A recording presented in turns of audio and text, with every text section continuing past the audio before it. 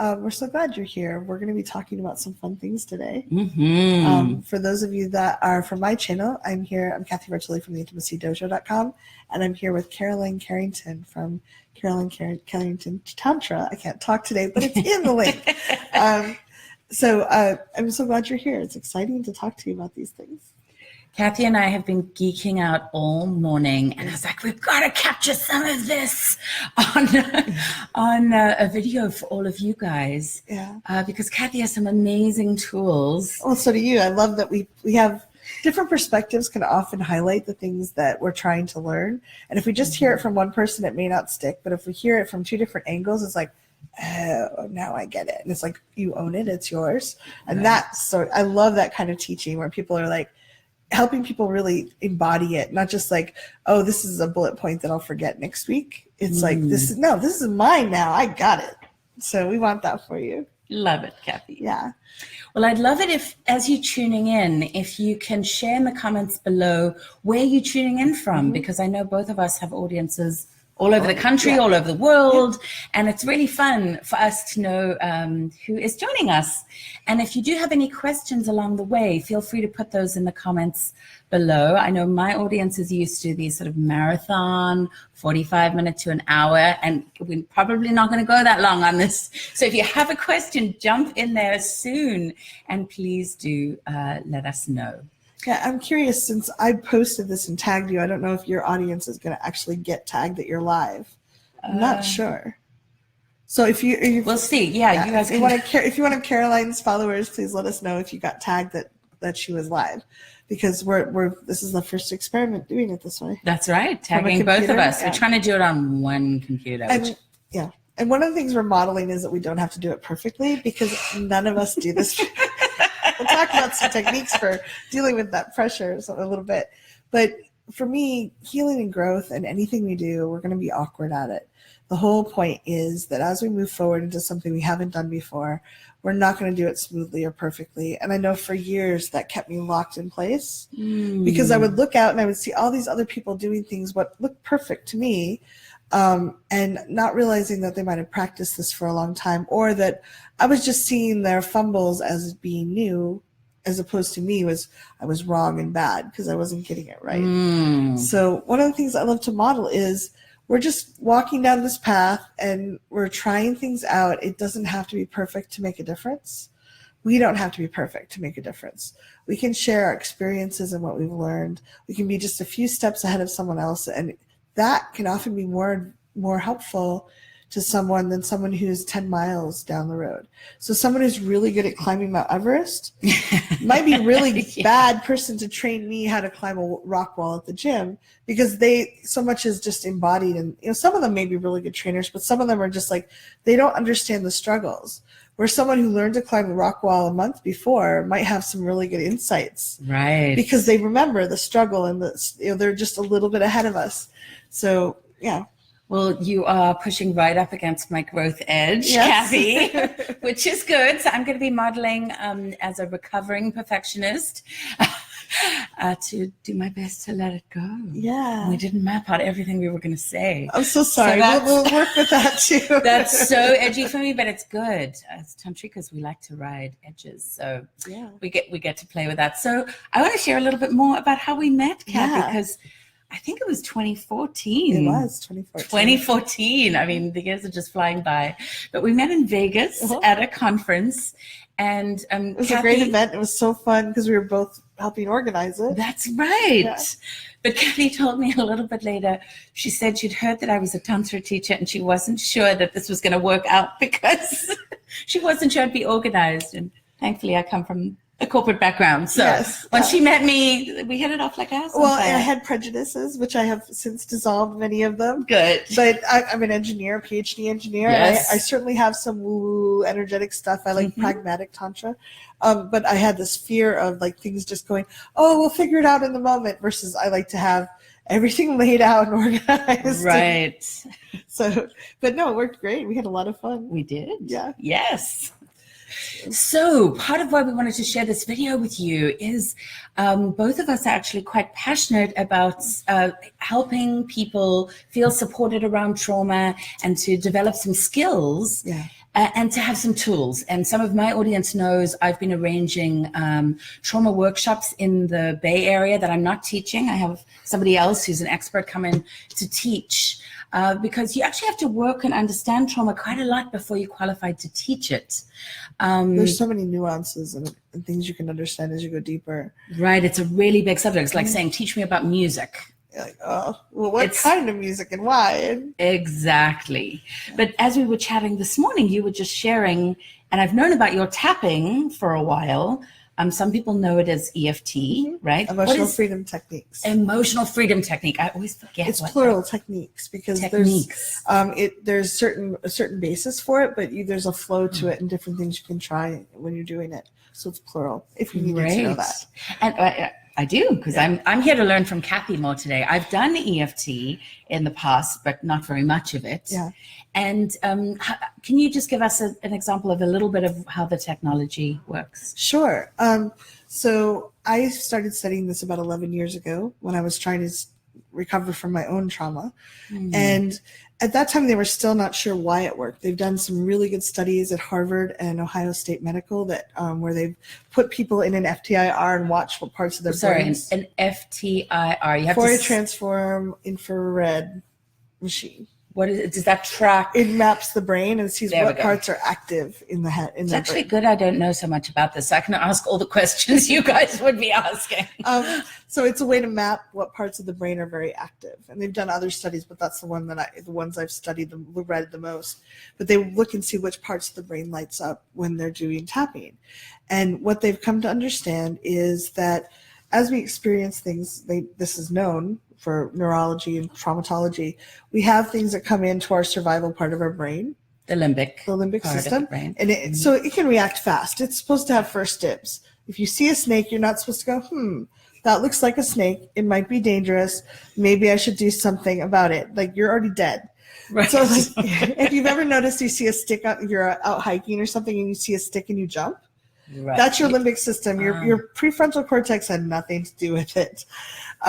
So things come in, our primitive brain, our survival brain, limbic system is interacting with the world. And normally what happens is our prefrontal cortex goes in and either right away or when we sleep, it goes in and helps clean things up. So it clears out it helps understand what's actually real and important. So the part of our brain back here, our survival brain, has the intelligence of a small dog. Wow. Yeah, so it's not super smart. It's very, very powerful, but it's not very smart. So it's like instinct and it takes over. And if you've ever seen a dog that's afraid of a broom or a person with a hat, like it's not even logical sometimes. And one of the things I love working with people around trauma is they'll say, oh, this doesn't make any sense. And I'm like, this is it. We're on the right track. Because you can't think your way out of something that doesn't make sense. Krishna Das says this, to drop in some woo, but he says exactly that. He's like, you can't think yourself out of the prison that your mind created. And it's so true.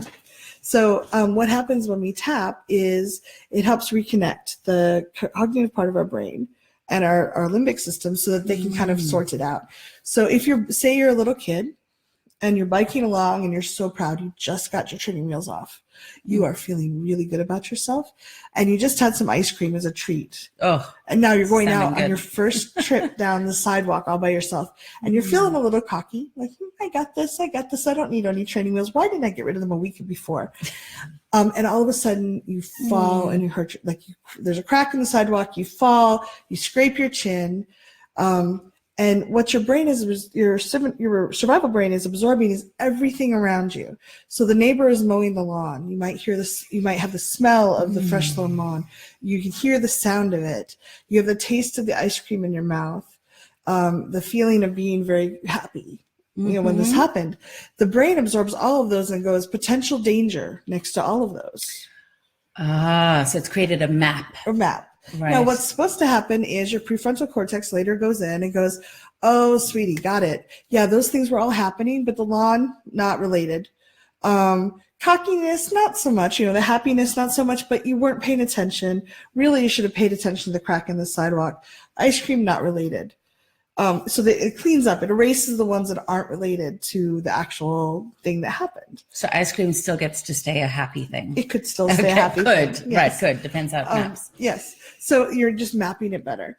The problem is most of us are taught to suppress our reactions to things. So normally a trauma happens. Something, anything can be traumatic. To a small child, things that to an adult, like, this isn't traumatic. I don't know why they're upset. To a small child may feel traumatic because something that's traumatic is something that's apparently life-threatening that we can't do anything about. So little kids are not encouraged if their teacher's kind of bullying them. They're not encouraged to run away. Someone goes after you, can't flee. They run after them and catch them, bring them back. If you kick your teacher, if you fight your teacher, you're going to be punished. So the fight and flight are shut down. And all you're left with is freeze. And freeze happens in the animal world too. But when they're over the freeze, whenever the rabbit frozen in the bushes, the fox goes away, it'll shake and it will make noises and it'll run. It burns it off and blows away that frozen state. Versus humans, it's like, pull yourself together. Big girls don't cry. Big boys don't cry. I will give you something to cry about. We shut down that release, so it gets stuck. So if mom and dad, you're biking along and you fall, and mom and dad run over and they're like, "Oh, you're fine. Stop crying." If you don't stop crying, you won't be able to ride your bike. Shuts it down. So that little kid now has this frozen trauma with this blackboard saying it's dangerous to smell mown grass. It's dangerous to have ice cream and feel happy. And our brain puts it, again, not super smart, very, very powerful, really well-intentioned, but not super smart. And we can link things that aren't linked. Right. So I work with clients all the time that have trauma experiences, and they will say, like, I don't know why. I'll be just like, if I smell fresh mown grass, I get really anxious. And it's probably linked to some experience they had when they were younger where it may not make, it doesn't necessarily make logical sense. To someone else. So trauma is a way, there's ways with tapping where we can activate the connection between the prefrontal cortex and the survival part of our brain. So we can go in and clean up those blackboards and change these frozen states, like help release that energy so that people can feel whole and present now versus having parts of them stuck in those moments of terror. And still activating in the present time. Yeah. So for those of you that are new to trauma or what that could even be, Kathy gave a definition, and that's closely linked to the DSM, which is like the Bible for therapists. There's another one that I really like, that trauma is anything that is above your nervous system's ability to handle or to cope. And the reason I like that is because it then empowers you to decide if something has landed as traumatic. Right. That's Siegel, right? That talks about that. I don't know who. Dan Siegel. I think he's the one that set that definition. Great. Thank you for telling me. I'm not a therapist, but I am a PhD research scientist. And when I was recovering from my own trauma, and as I help people, I kind of went down the rabbit hole and studied with everything I could find. And I love that definition of anything over what we can handle. Yeah. I think of us all having tanks and everybody's tank's a little different. Yeah. Depending on our life experiences. But some of us have tanks that are kind of full already. We may have old traumas in there that are kind of rocks filling up the tank or whatever. And someone who's having a lot of life experiences all at once, their tank, there's a lot of water coming in at once. It may overflow. So we do get to define metaphor. Yeah. So how full is your tank?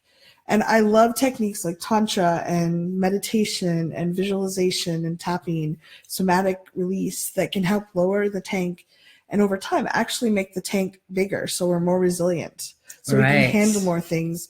I know now I can handle things that 10 years ago I'd have been like, oh dear Lord, where's the closet? I'm going to go hide in the back of it. So it is about working with trauma and supporting people to release that trauma. It's about helping you feel more resilient and more empowered so you're able to cope, sometimes even just with everyday life stuff. Yes.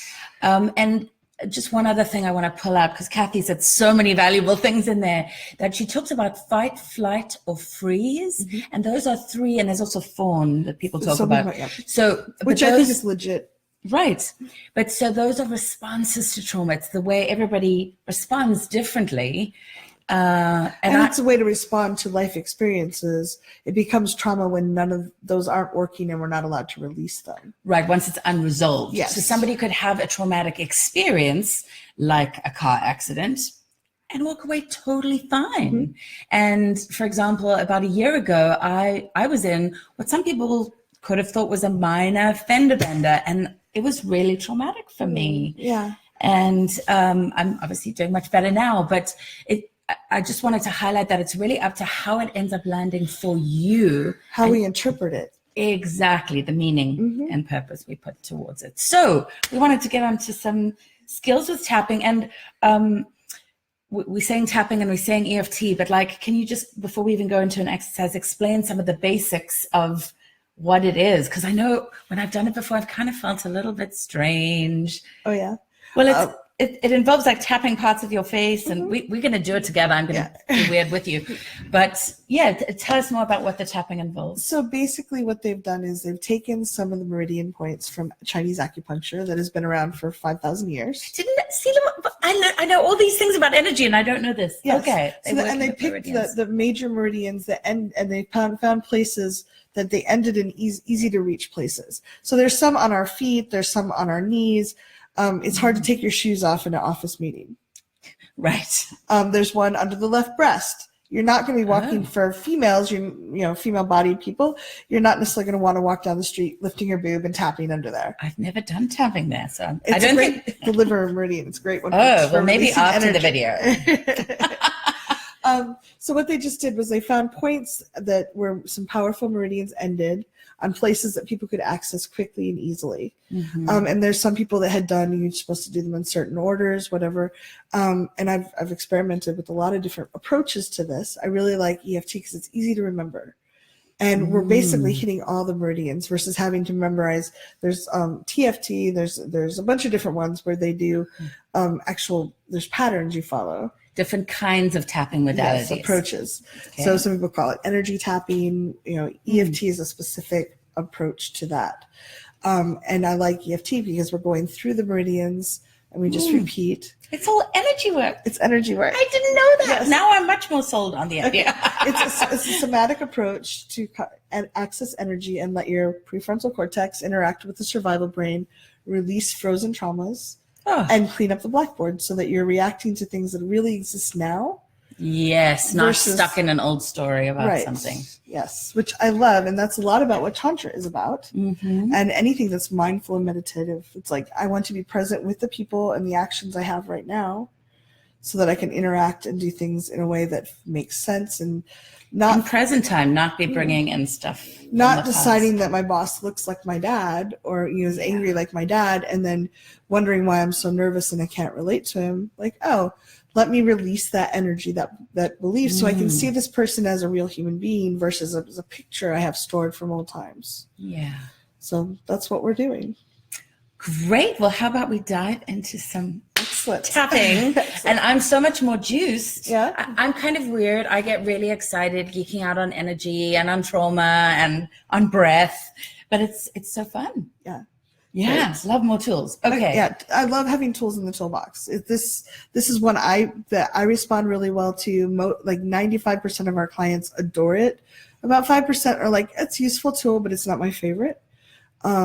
And I like it because it's empowers people to do this. You can definitely tap on yourself to calm yourself down. If you're interested, we actually have a page on thrivingnow.com, thrivingnow.com/trauma. We have some interviews with top neurologists. We have, wow. I need to go check this out. Yeah.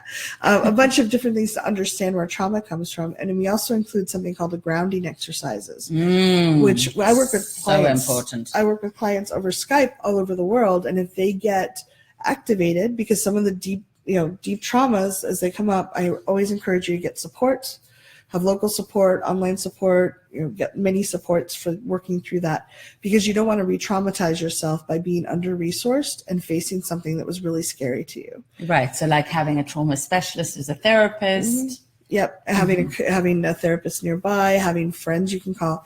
And the grounding exercises actually is a PDF you can print out.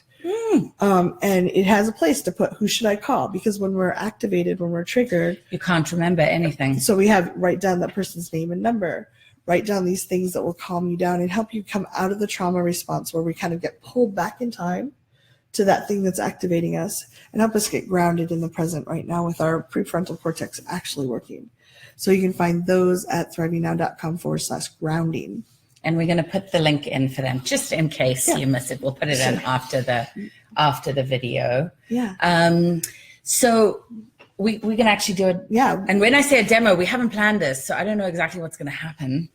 Trust in Kathy. She's amazing. So, and I'm really picky. I'm really picky about I love that you're willing to experiment, like stepping outside the perfectionist zone. Well, I always tell my students that they've got to like play to whatever edge is comfortable for them. Mm-hmm. So this is me modeling some of that today. Nice. But one of the things you suggested to me before we started was that we're not going to pick like my most difficult trauma in life to work on now. You would really want to do that with somebody trained or in a one-on-one, say with you. Or I do it in group sessions sometimes, but it's a more closed container. Right, so it's more safely held. We're not going to do that now on Facebook Live. And usually it's with people that we've built up some trust with. Right. I wouldn't, like when I get a new client, I'm like, we're not going to dive in the deep end of the pool first. We're going to get in the shallow end and make sure we understand what we each other need and how we react to each other and the process. I don't know when this happened, but clearly I was resourcing. I grabbed Kathy's hand. Maybe it was when we started talking about perfectionism. I was like, oh no. Just taking a breath to resource a little bit. So if you want to, you can just take a nice slow deep breath right now. And that's a really good grounding technique. If you suddenly turned around a corner and there was a bear there or a wolf, something scary, you would immediately start breathing very rapidly and shallowly to give a lot of oxygen to your system so that you can run really fast. You wouldn't take a nice slow deep breath and make noise. You would not do that if a bear is there. There's a biofeedback loop in how we act to our brain and then our brain to our body. So we can actually intentionally do things like taking slow, deep breaths, drinking something cool or warm. That again, you're not going to like, oh, there's a bear. Hold on while I get a glass of water. Not going to happen. Right. So we can actually ground ourselves by doing things that give us that biofeedback loop. So, and things like drinking, you said something hot. Drinking hot tea, if you can actually track that the warm sensation is going down and feel it in your body, that's going to help you come back to presence. And if you're having a hard time doing that, I noticed that people could be disassociated, for example, which means energetically they've left to keep themselves safe. They're living up here or in their head somewhere, not really in their body. No, some people even describe it like I'm trying to get my hand on the camera. That's not working. But anyway, there we go. That hand. That they can see themselves, sort of they're sitting in the corner of the room or something. It's really common for trauma survivors. Right, because they weren't safe in the moment in their body, so they jump out. That's very clever. It's a really good solution at the time. At the time, it's a good strategy, but to live like that, then it's hard. If you're in a meeting and your boss does something that kind of makes you feel uncomfortable and you're all of a sudden up there and you're like, how do I control what's happening now? It's hard to do that from there. Right. So there's lots of techniques and approaches on this. When you think about, so if we focus on the perfectionism. Oh, goodness. Okay. Is that okay? Yes. Okay. And we're going to just take it gently and slowly. We don't have to solve I have to let go. Yeah. But can I touch you again if I need support? Thank you, Kathy. Thanks for asking.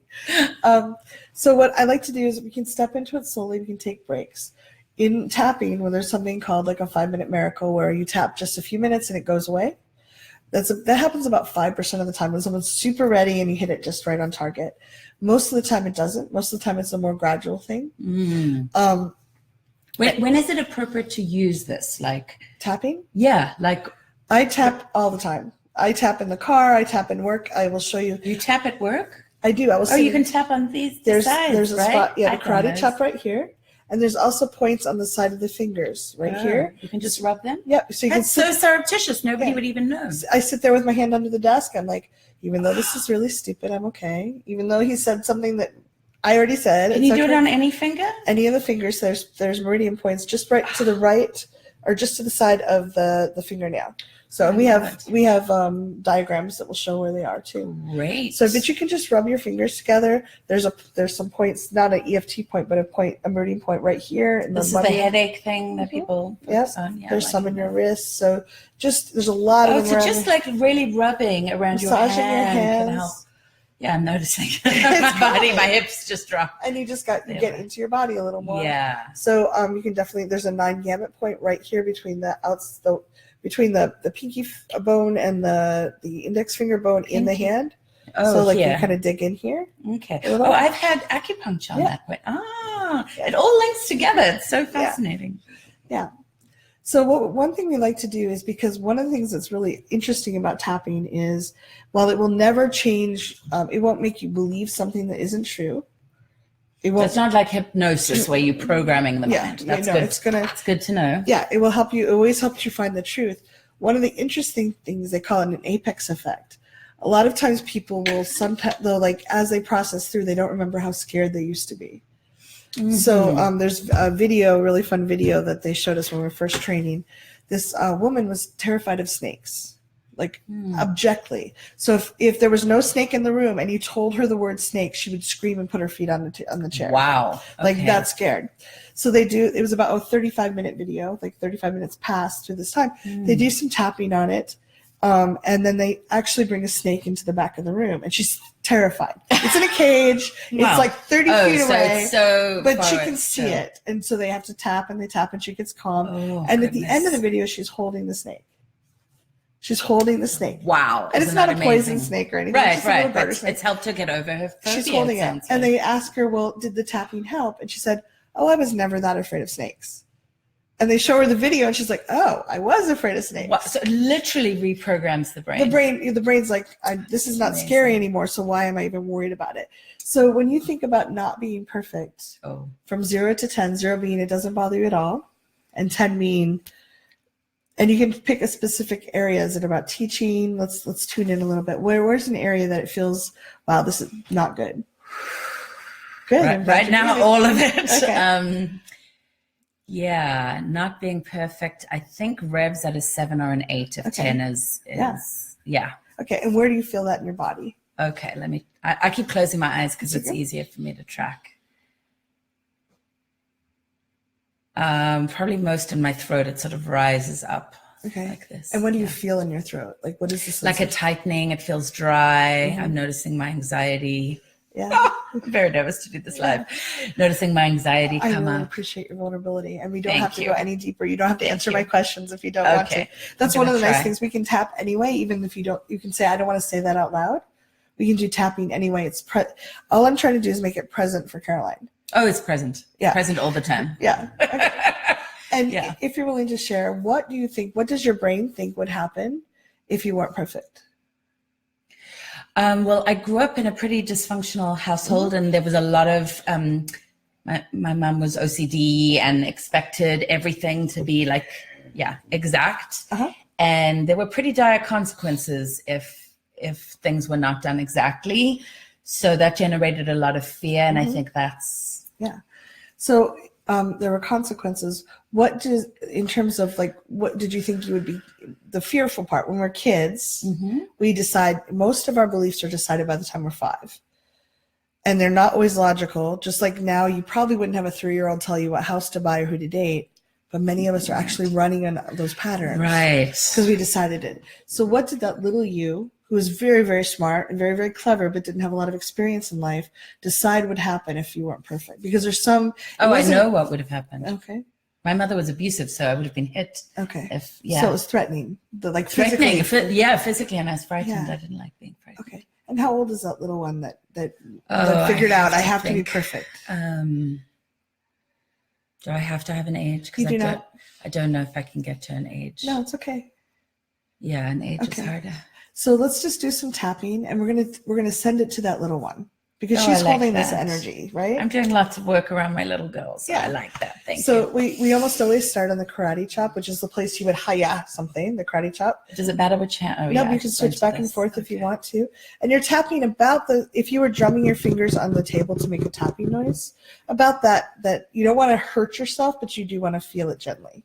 Okay. Okay, so we're going to start there. And if you're in a place where you want to tap along, you're welcome to use the words we use or change them slightly. Our brain will interpret them how that will best help you. Okay, and if you start getting triggered for anything, if it brings up other stuff, just ground. You can stop. You can turn off the video and watch later. Take a deep breath. All right, so we're going to start on the karate chop. And just imagine that little girl's in front of you and you're sending her this energy. So karate chop. Hey, sweetheart. Do I need to say something? It helps if you say it out loud. It'll help I you see. stay present. Okay. Hi, sweetheart. Thank you for being so brave. I'm just not looking at you because I want That's to focus fine. on her. Mhm. Thank you for being so brave. I really admire you. I really admire you. You were really little, You were really little, and that was scary. and that was very scary. And you did it. And you did it. You figured out how to make it through. You figured out how to make it through. I have great news for you. Oh, I like this one. I have great news for you. It worked. It worked. We survived. Oh, we survived. Yes, we're still here. You did it. Thank you. You did it. You were so brave. I have to say you were so. Oh, you were She so was. brave. She was Yes. really brave. She was so brave. It was so confusing. Yes, it was so confusing, And you thought you had to be perfect and I thought I had to be perfect. because someone really powerful told you so. Yes, because somebody really powerful told me so. And guess what? And guess what? We're not little anymore. Do I have to believe everything I say? No. I feel very little right now. I'm tapped right into it. But Okay, no. So what do I have But to she's say? still little. yes. But can she realize that maybe, can you look around the room while you just tap? Oh, yeah. Let her see around the room. Does this look like where you grew up? No, Right. you Can- oriented me. Thank you. Yeah. I like that. Okay. Yes. So- No. Now I'm back in adult self. Okay. So what did I have to say to her? We're again? not so little anymore. Oh yeah, I'm not so little anymore. Now We I have can a- believe you. We have a lot more power. Oh yes, I have a lot more power. And we can actually model it's okay to not be perfect. Do I have to believe that? Just It Sorry. no, thank you for speaking it's up. hard It's because okay. I want to be in integrity and Yeah. tell you. No, what's it's true. great. I love it. It might be possible It might be possible. to model that we don't have to be perfect.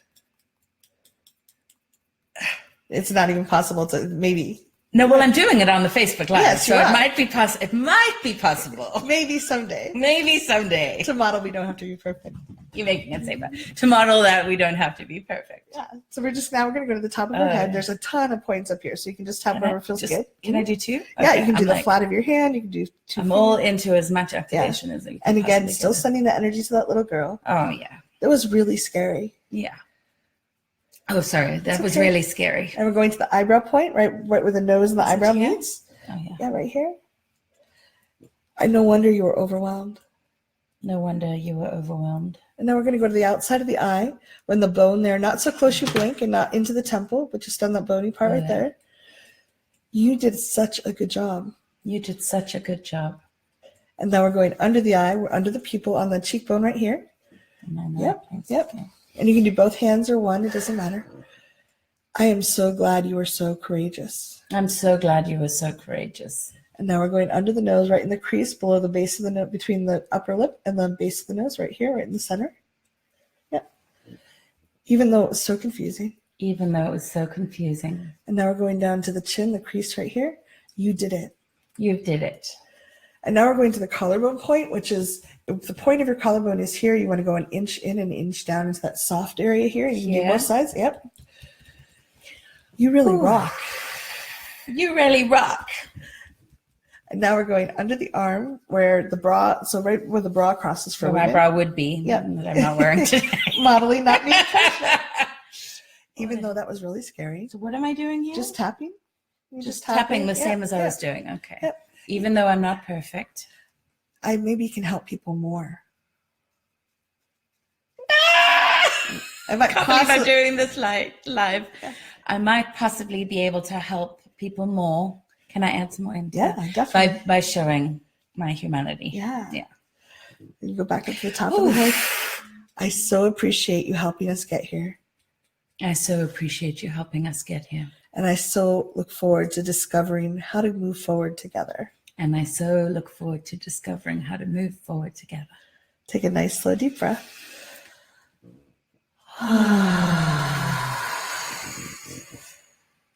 And just tune into your body and notice what you're feeling.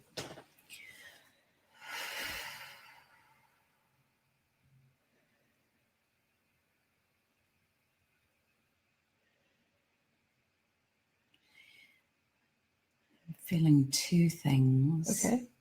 One, like it got very still, like I'd gone into like I'm even noticing I'm talking slower. Uh-huh. So like I'm in meditation. And my mind space is quite quiet. Like normally it's very busy. Yes. So the monkey mind has taken a break. There's still a little bit of anxiety here, but the lower part of my body feels really calm. And yeah, that's quite common for me from somatic experiencing. I often, when I'm down-regulated, I feel more relaxed. Yeah. And I feel like solid in my body. It's nice. Yeah. Well, one of the things I model when I teach is that we don't have to be perfect. And I work a lot with educators. And a lot of them have they're afraid to get started because they're afraid of not doing it perfectly. They're afraid of not being, if they're vulnerable or awkward. And my point is, most of our clients, especially if we work around sexuality or tantra, they are terrified out of their mind. They're dealing with shame of even talking about it, no knowledge. And if we can model that, I can trip, I can say the wrong word and correct it. I can do the things to make it better. Gives them the spaciousness then, right? Then they can say, I don't have to be perfect. It lets the door be wider. It lets, I think of it, the courage to entry, the price of entry can be just a little bit lower, where they can come in and go, okay, that is a little scary, but look, she's not perfect either, and she's willing to share this. Right. So that's what I like to model. If you think about that and imagine that little girl holding your hand and going up in front of to teach and modeling that, how does that feel? Feels good. Yeah. Is she excited? Let me see if she's excited. She's not nervous. She just feels confident. Yeah. She's a lot of power, a lot of energy. Yeah. That's been bottled up all this time. That's amazing. So if you tune back in, before you had your throat and you said you had some tension in here, what's going on there? So the anxiety's gone now. There was like anxiety activated here, and that's gone. And I feel quite solid. And I feel very centered. And it's easy to be present in my body. I got pretty activated. This was very edgy for me to do. A lot of energy. You could Kathy's so delightfully sensitive. Yeah. And it just, like my brain, like I am in meditation, it feels quite altered still, but in everything's slowed down kind of way. Yeah. Oh, nice. It's good. So would you ask that little girl if she would like to help you with something? And I just you ask her directly. You can just ask in your head, or you can ask out loud, whichever feels good. I'll model being imperfect. Would you like to help me with something? And what does she say?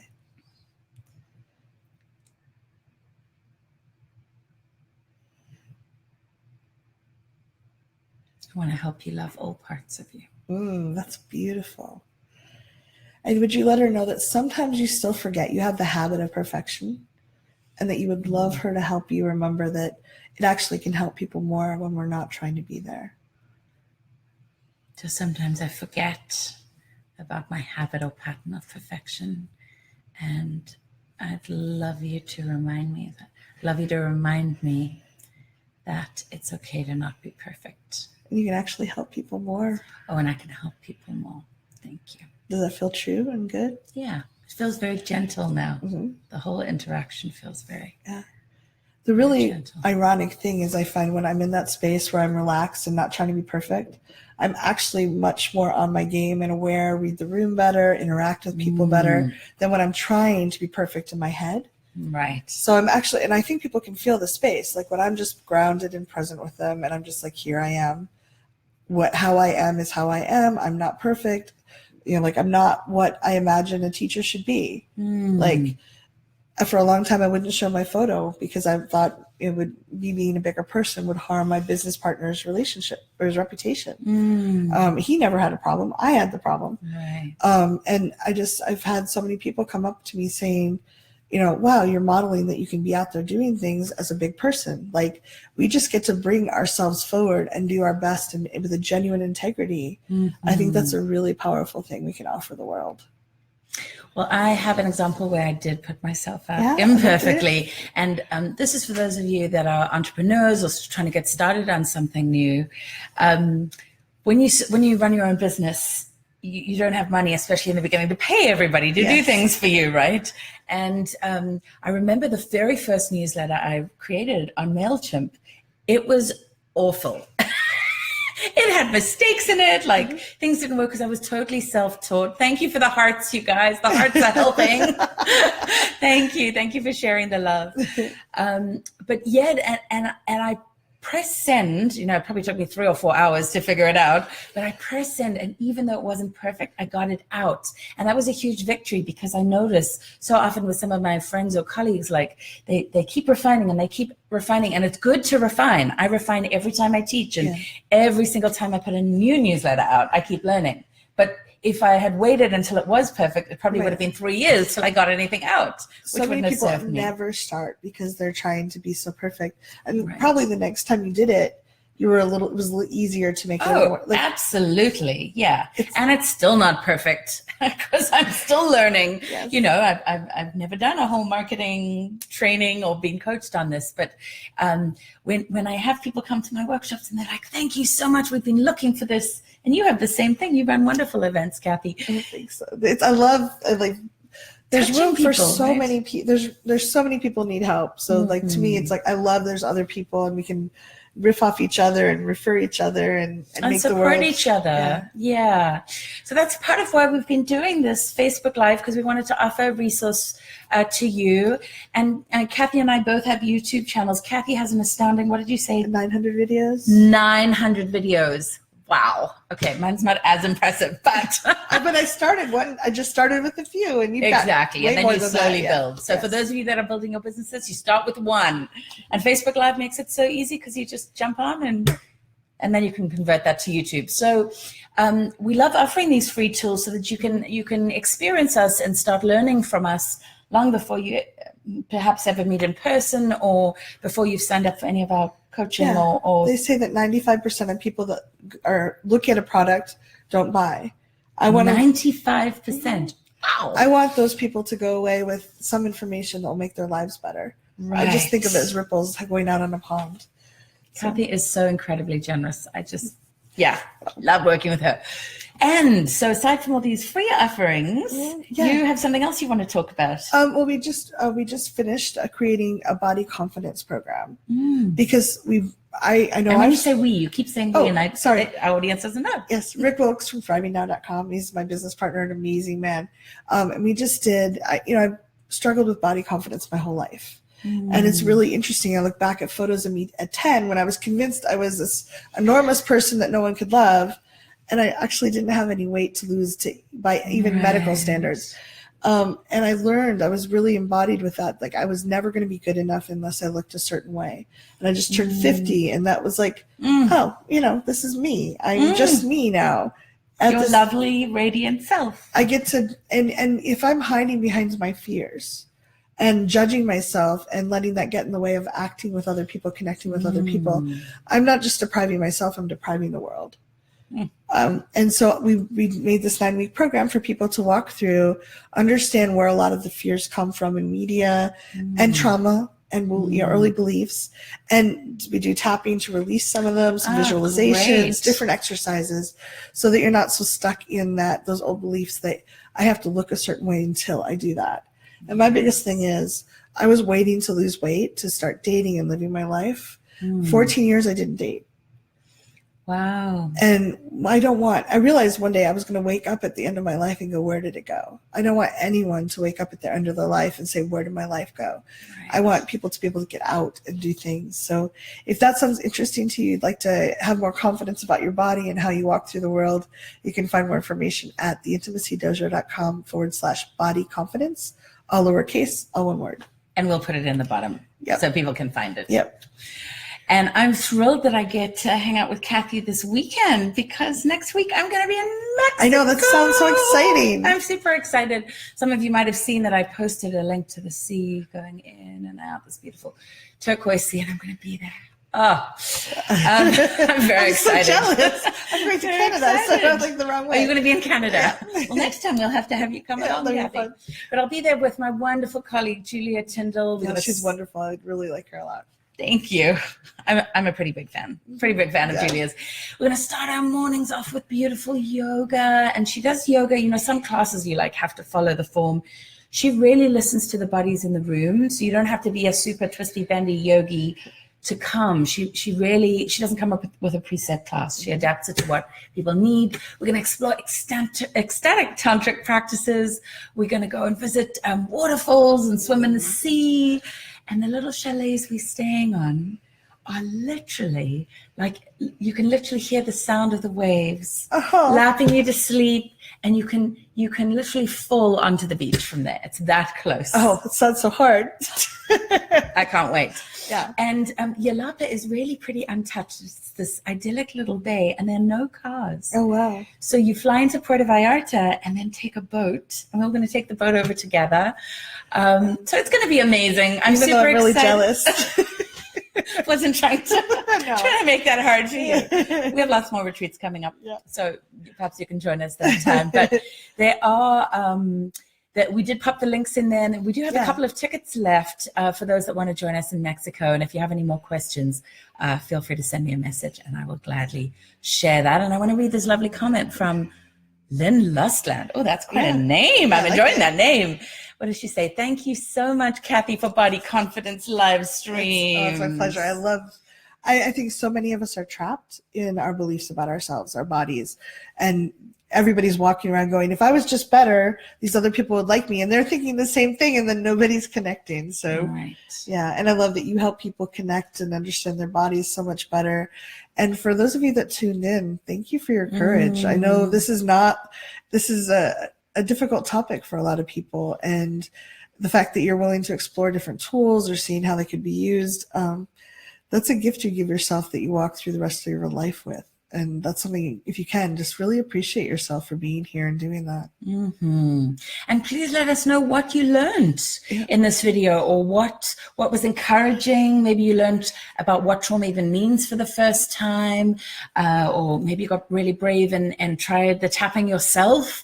But please let us know, because we love this to be an interactive experience.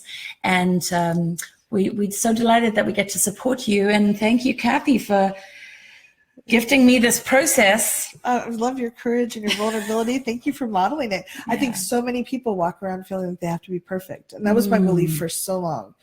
And when we do, we're distanced from we're pushing part of ourselves away, which comes across a little creepy. Like if I have to, there's part of me that's not perfect.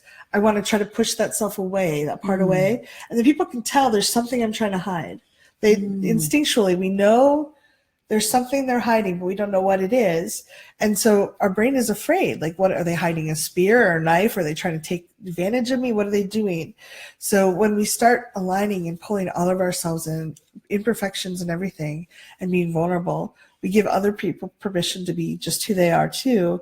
And the creepiness factor just goes away. And we're just like, they're like, oh, this person is here as they are. That's really sexy, guys. Well, thank you so much for joining us today. We're going to binge with Facebook Live today, aren't we? Kathy and I are so busy and fully booked a lot of the time that we met this out months ago. And so we might treat you to a few Facebook Lives today. So do stay tuned, and we look forward to seeing you again very soon. Yeah. Thank you, everyone. Thanks so much, you guys. Bye-bye.